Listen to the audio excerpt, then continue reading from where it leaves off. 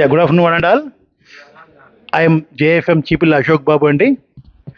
So EPS నాకు ఇది second time అండి. యాక్చువల్గా ఇంపాక్ట్లో ఈపీఎస్ చేస్తున్నాను, మళ్ళీ సెకండ్ టైం ఇక్కడ చేస్తున్నాను అనమాట. ఈ ఈపీఎస్ కోసం గత 8 నెలల నుంచి వెయిట్ చేస్తున్నాను. మంచి అవకాశం ఇప్పించారు ప్రెసిడెంట్ గారు, థ్యాంక్ యూ.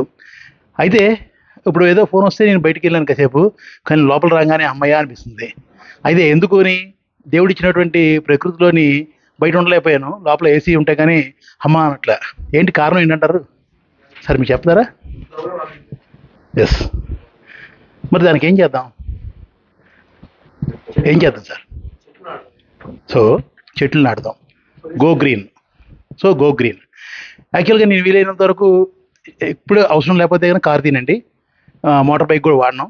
ఎందుకు అంటే డబ్బులు అయిపోతాయని కాదు, వీలైనంత వరకు నా వల్ల ఈ సొసైటీకి, ప్రపంచానికి ఏం చేయగలను, నా పిల్లలకి, నెక్స్ట్ జనరేషన్కి ఏం చేయగలను అని ఎలక్ట్రిక్ వెహికల్ వాడతాను.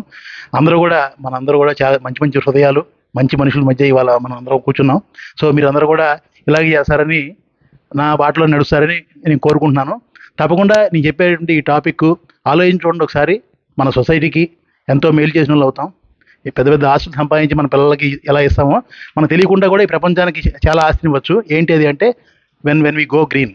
సో అందరూ కూడా ఒక ప్లెడ్జ్ తీసుకుందామండి, డెఫినెట్గా. అందరూ ప్లీజ్ నా కోసం అందరూ వీలైనంత వరకు గో గ్రీన్గా అనే కాన్సెప్ట్లో ఎక్కడ అవకాశం ఉంటే అక్కడ వీలైనంత వరకు పొల్యూషన్ పాడు చేయకుండా నెక్స్ట్ జనరేషన్స్కి మనం స్ఫూర్తిదాయకంగా ఉందాం. Thank you one and all. Thank you. JFM చీపిల్ అశోక్ బాబు. సో ఇప్పుడు నేను తీసుకున్న టాపిక్ ఏంటంటే బాడీ లాంగ్వేజ్. సార్ వాళ్ళు చెప్పినట్టుగా బాడీ లాంగ్వేజ్తో చాలా పనులు చేయించండి. ఏమీ అందంగా లేనటువంటి బ్రహ్మానందం, పండుకోతి అని నేను అనుకుంటుంటాను. సినిమాలో కూడా అనగానే ఒకసారి ఉలిక్కిపడ్డా, ఏంటి నా మనసులో భావం సినిమాలో పెట్టారు ఏం పనిసి.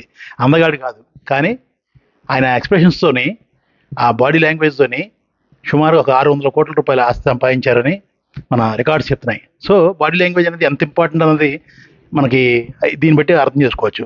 సో ఆయన పెద్ద పెద్ద డైలాగ్స్ ఏం చెప్పరు సినిమా రంగంలో. ఆయన చెప్పినంత డైలాగ్స్ ఎక్కడా కూడా లేవు అని అనడానికి లేదు. సో అట్లాగే ఎంఎస్ నారాయణ కానీ కొన్ని డైలాగ్స్, ఆ డైలాగ్స్లోనే లేకపోతే ఆ బాడీ లాంగ్వేజ్ ఫీలింగ్స్, ఆ ఫేస్ ఎక్స్ప్రెషన్స్లోనే మనకి సినిమా అంతా కూడా హిట్ అయి ఉంటుంది. సో బ్రహ్మానందం ఒక ఎగ్జాంపుల్ అండి బాడీ లాంగ్వేజ్. ఆ బాడీ లాంగ్వేజ్ నుంచి ఆయన ఎన్నో చాలా మంచి మంచి అవార్డ్స్ కూడా తీసుకున్నారు. సో బాడీ లాంగ్వేజ్ గురించి ఆయన ఒక మంచి ఎగ్జాంపుల్ తీసుకుంటే కనుక body language speaks lot. Thank you.